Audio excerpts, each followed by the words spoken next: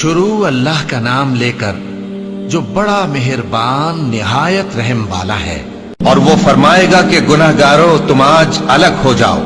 ए आदम की औलाद, क्या मैंने तुमसे कह नहीं दिया था कि शैतान को न पूजना, वो तुम्हारा खुला दुश्मन है, और ये कि मेरी ही इबादत करना यही सीधा रास्ता है।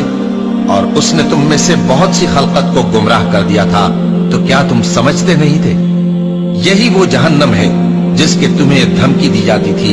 जो तुम कुफ्र करते रहे हो उसके बदले आज इसमें दाखिल हो जाओ। आज हम उनके मुंहों पर मोहर लगा देंगे और जो कुछ ये करते रहे थे इनके हाथ हमसे बयान कर देंगे और इनके पांव इसकी गवाही देंगे। और अगर हम चाहें तो इनकी आंखों को मिटाकर अंधा कर दें, फिर ये रास्ते को दौड़ें तो कहां से देख सकेंगे।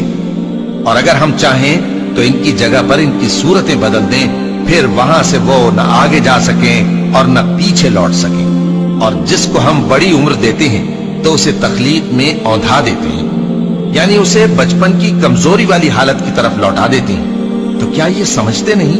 क्या इंसान ने नहीं देखा कि हमने उसको नुत्फे से पैदा किया, फिर वो तड़ाक पड़ाक झगड़ने लगा और हमारे बारे में मिसालें बयान करने लगा और अपनी पैदाइश को भूल गया। कहने लगा कि जब हड्डियां बोसीदा हो जाएंगी तो इनको कौन जिंदा करेगा? कह दो कि इनको वो जिंदा करेगा जिसने इनको पहली बार पैदा किया था, और वो हर तरह की तकलीफ को जानता है। वही जिसने तुम्हारे लिए सब्ज दरख्त से आग पैदा की, फिर तुम उसकी टहनियों को रगड़कर उनसे आग निकालते हो। भला जिसने आसमानों और जमीन को पैदा किया, क्या वो इस बात पर कादिर नहीं कि इनको फिर वैसे ही पैदा कर दे? क्यों नहीं? और वो तो सब कुछ पैदा करने वाला कामिल इल्म वाला है। उसकी शान ये है कि जब वो किसी चीज का इरादा करता है तो उससे फरमा देता है कि हो जा, तो वो हो जाती है।